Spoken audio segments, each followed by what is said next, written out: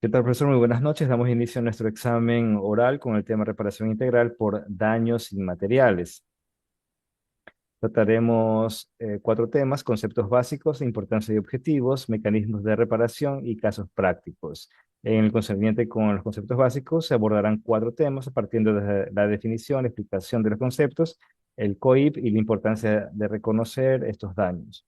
En lo concerniente con la definición de reparación integral, abordaremos el tema por parte de la Ley Orgánica de Garantías Jurisdiccionales, que establece que la reparación integral se ordenará en caso de declararse la vulneración de los derechos y procurará que la persona titular del derecho vulnerado goce y disfrute de la reparación de los mismos. Por parte del COIP, tenemos que la reparación integral es una solución de forma objetiva y simbólica que restituye el daño a la situación anterior de la comisión del acto como tal.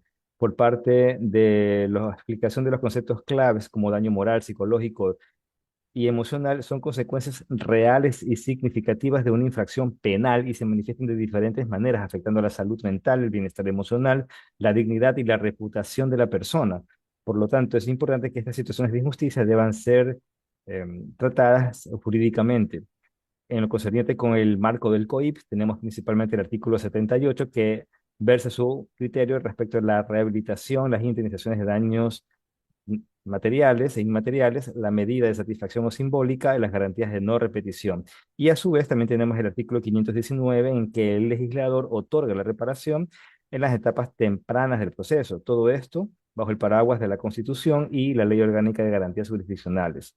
En este sentido, vale decir que la sentencia condenatoria debe contemplar la reparación integral, determinando medidas, tiempo y ejecución, al igual que los responsables. Para esto, el juez debe pronunciarse sobre la reparación integral, escuchando siempre a la víctima. En cuanto a la importancia de reconocer estos daños en el ámbito penal, los jueces deben evaluar esta situación al detalle máximo posible y reconocer que las medidas de reparación son esenciales para proteger la dignidad de la víctima, evitar la revictimización y lograr una justicia real y efectiva. Por último, en lo concerniente con la parte de la jurisprudencia, tenemos la sentencia 0413 del 2013 y la opinión de Arturo Hoyos, al igual que Carlos Bernal, que identifican principalmente que el debido proceso y la efectiva protección de los derechos son esenciales para lograr un presupuesto para la realización de la reparación de los daños de manera integral. Bueno, la reparación integral es un pilar fundamental para garantizar la justicia, la protección de los derechos de las víctimas y la protección de la sociedad en general. A continuación presentaré un análisis de la importancia, objetivos considerando la normativa. La importancia de la reparación integral. La restauración de los derechos de las víctimas viene a ser la reparación integral que busca devolver a la víctima a la situación en la que se encontraba antes del daño, como bien lo indica en el artículo 76 de la Constitución del Ecuador, que establece que el derecho de la reparación integral por parte del Estado.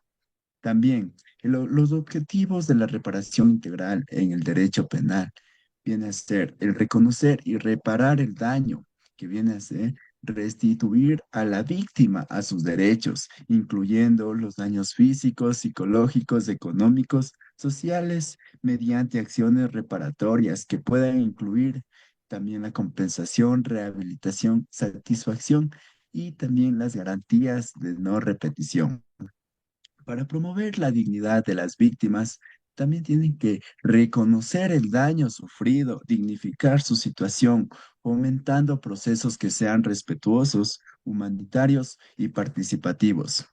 El impacto de los daños inmateriales en la vida de las víctimas. Los daños inmateriales afectan profundamente en los aspectos subjetivos y emocionales de las víctimas, incluyendo lo que es el daño moral, que viene a ser el sufrimiento, la angustia, que también puede ser el daño a la dignidad, la autoestima. Estos efectos pueden ser prolongados y afectar la calidad de la vida. También, por otro lado, el daño psicológico, que son los trastornos como la ansiedad, depresión, trastorno del estrés, postraumático, que requiere la atención especializada y puede condicionarla en su vida social, laboral y familiar. La reparación integral y el reconocimiento del daño material también se basa en las sentencias que reconocen el daño moral y establece medidas de reparación simbólica y también hay que la satisfacción de, y también sobre todo pedir las disculpas públicas y reconocimiento público del daño. En contexto, la reparación integral busca no solo subsanar el daño material, sino sanar las heridas sociales y culturales ocasionadas por las violaciones graves de los derechos humanos. La reparación integral por daños inmateriales tiene como objetivo reconstruir la dignidad de las víctimas cuando han sufrido afectaciones morales, psicológicas, emocional, que no pueden ser valoradas económicamente. Según el artículo 78 de la Constitución del Ecuador, las víctimas tienen derecho a una reparación integral que concluya mediante la restitución, rehabilitación, compensación, satisfacción y garantías de no repetición. Uno de los mecanismos más importantes es el apoyo psicológico y emocional, mediante terapias individuales o grupales, especialmente en casos donde la víctima sufre estrés postraumatismo, ansiedad o depresión. Esto forma parte de la rehabilitación psicosocial y permite a la persona reconstruir su vida con dignidad. Además, se aplican medidas de restitución que se buscan devolver a la víctima a su situación anterior al daño, como la devolución de bienes, la reincorporación laboral o el restablecimiento de derechos eh, vulnerados, ¿no? Y también existen medidas de satisfacción que tienen un fuerte valor simbológico y emocional.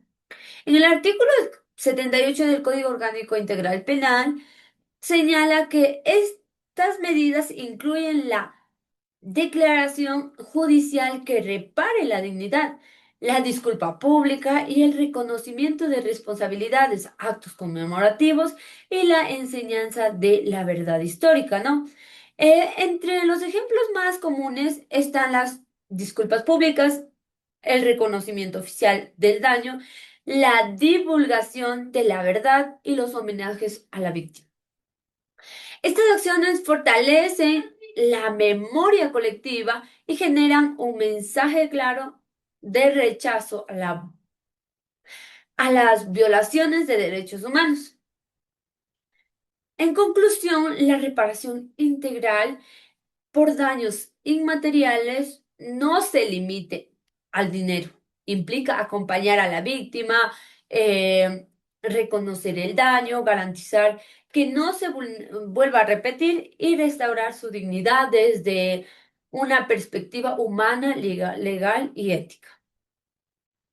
La reparación integral por daños inmateriales busca atender el daño psicológico, emocional o moral que sufre una persona tras un delito. No se trata solo de sancionar al responsable, sino de restaurar la dignidad de la víctima con medidas concretas. Un ejemplo claro es el de una víctima de violencia doméstica. Otro caso frecuente es el de alguien discriminado por su orientación sexual o perteneciente a un grupo étnico. Estos ejemplos muestran cómo la reparación busca sanar y prevenir más allá del castigo. Ejemplo, víctima de violencia doméstica. En este caso, la reparación integral incluye terapia psicológica gratuita para superar el trauma, acompañamiento emocional mediante redes de apoyo, disculpas públicas o reconocimiento institucional si hubo negligencia, medidas de no repetición, órdenes de alejamiento, seguimientos del agresor y programas de reeducación. Estas medidas protegen a la víctima y previenen nuevos actos de violencia. Cuando una persona sufre de discriminación por su orientación sexual, género o etnia, la reparación puede incluir apoyo psicológico, sanciones a los responsables, campañas de concienciación para educar a la sociedad, actos simbólicos de reconocimiento del daño y políticas antidiscriminatorias en instituciones públicas y privadas. Estas acciones buscan reparar el daño y generar un cambio cultural. La reparación integral exige una acción activa del Estado. Esto implica garantizar acceso real a la justicia y salud mental, aplicar medidas de protección efectivas, evitar la revictimización, fomentar un entorno que valore y proteja la dignidad humana. La reparación integral no es solo simbólica o individual, también debe tener un impacto social que garantice que estos hechos no se repitan.